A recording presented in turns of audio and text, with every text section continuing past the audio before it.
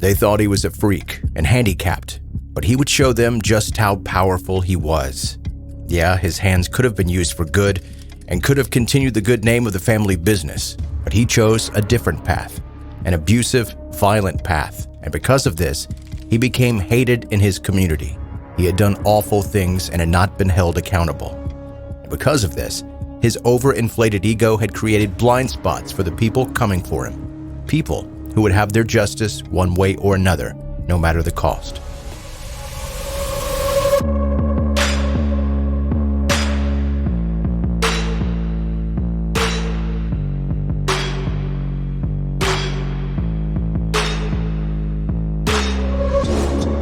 Welcome to 10-Minute Murder, brief and bingeable true crime. I'm Joe, the host, and thank you for being a part of my little podcast today.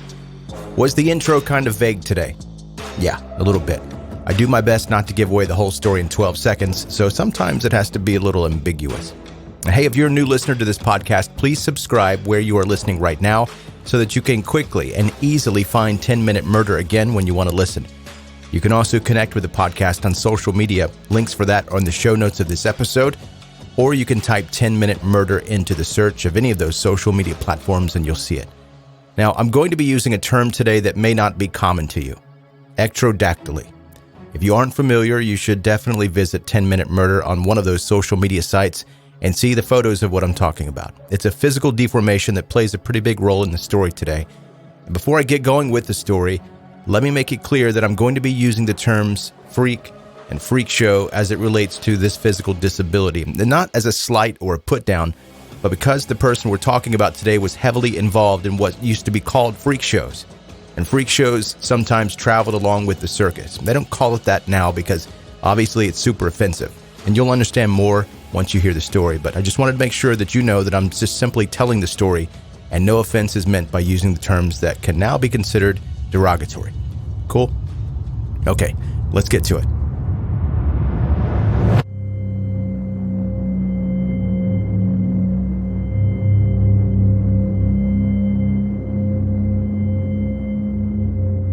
Grady Stiles Jr. was born in Pittsburgh in 1937, and with a very peculiar condition. Some would worry that a child born with malformed appendages would be doomed in the 1930s. What would society think? How would people treat him as he grew up? Luckily for Grady, he was born into the perfect family, and he found himself not the least bit alone in what others might have considered a scary abnormality. Grady's father was already part of the literal freak show circuit, which is what they called it back in those times. He had a condition explained as a peculiar physical condition known as ectrodactyly, a rare congenital deformity that makes his hands look like lobster claws, as the middle fingers were either missing or seemingly fused to the thumb and pinky. And as we all know, people who are not considered normal are treated poorly and even horrendously bullied, and being born in the 1930s was an even worse set of circumstances. But to Grady's family, being born with this peculiar condition was an opportunity. As far back as the 1800s, as the Stiles family grew and produced more children with unusual hands, they in turn developed a circus, the Lobster family, which became a carnival staple throughout the early 20th century. The Stiles family capitalized on their uniqueness and turned it into a special gift that kept on giving in the form of earned wages as they toured with the carnival circuit and made anywhere between $50,000 to $80,000 per season. And unlike a lot of freak show acts, the Stiles didn't have to subject themselves to anything more than just curious stares. And they were about to cash in even more with Grady, because up until this point, the Stiles family members that were born with ectrodactyly were only affected with their hands. For Grady, though, both of his hands and his feet were affected, and thus all four were shaped like lobster claws. Because of Grady's severe ectrodactyly, he couldn't walk around for himself, and he was confined to a wheelchair. And although he was seemingly impaired by this affliction, Grady found ways around it. He learned to use his upper body to pull himself across the floor with pretty impressive strength. As Grady grew up, he became alarmingly strong. As Grady continued to become fully immersed in the carnival world, he met another carnival worker that was tolerant and accepting of his ectrodactyly and fell in love with the young woman. Her name was Maria Teresa, and in the traditional way in which a person joins the circus, she had run away as a teenager. Maria and Grady were married and had multiple children, and when his son was born with ectrodactyly, as he was too, he was brought into the family freak show business of the carnival world. The Stiles had managed to create a vast opportunity for themselves, but it was around this time that their family history began to turn dark and violent. Grady drank a lot, and combined with his overpowering upper body strength, he became abusive toward his wife and children. One example of how violent Grady became, especially when he drank alcohol, involved Maria when he allegedly used his claw-like hand to rip his wife's IUD from within her body during a fight. Grady would also use his lobster claw hands to choke Maria, something that they were seemingly designed to do very well. The domestic violence continued to escalate to include other family members as well. Grady's daughter, Donna, had fallen in love with a man that her father did not approve of, and she was going to exercise her independence and go ahead and get married to the man anyway. What happened next is wide speculation, but the outcome was the same. Either Grady went to see his daughter's fiancé at his home or invited the young man over in the guise of giving his blessing for the wedding planned for the next day. However it began, on the eve of the wedding, Grady picked up a shotgun and murdered his daughter's fiancé in cold blood. Grady was arrested and scheduled to go on trial after having admitted his actions with no remorse whatsoever, but pointed out that he couldn't possibly be imprisoned. No jail could handle his disability, and confine him to prison would be cruel and unusual punishment. He also by this time had acquired liver cirrhosis from drinking and had emphysema from years of cigarette smoking. And unbelievably, the court realized that they had no counter-argument, as it was true that the prisons were not well equipped to deal with many disabilities, certainly not Stiles' incredibly rare one. So they let him off with 15 years of probation, and he returned home. As soon as Grady returned home, he resumed his domestic violence tendencies, now knowing that he could actually kill another human being and only receive probation. And during this time frame, Grady did his first wife, Maria, a huge favor and divorced her. He then married again and had 2 more children, all of whom were subjected to his drunken rages, and eventually his second wife divorced him as well. Then, for some reason no one could quite understand, Maria remarried Grady in 1989.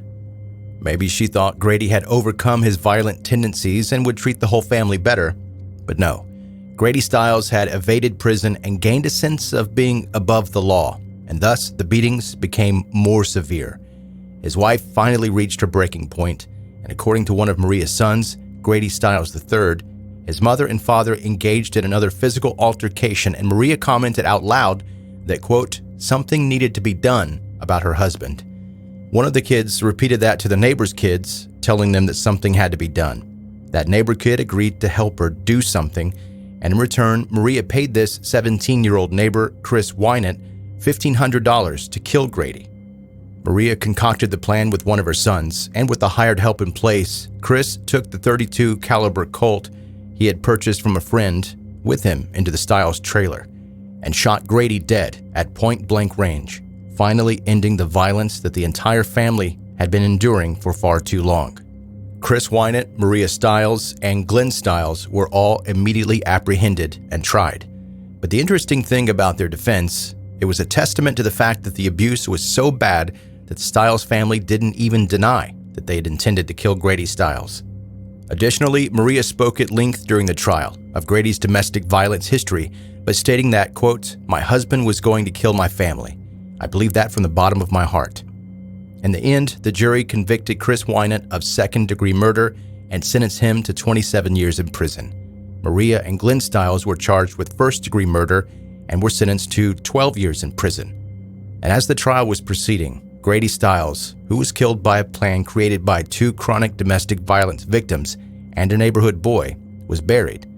But in a small measure of justice that came back to pinch him in the end, the original Lobster boy was so disliked within the community that the funeral home could not find a single person willing to be a pallbearer.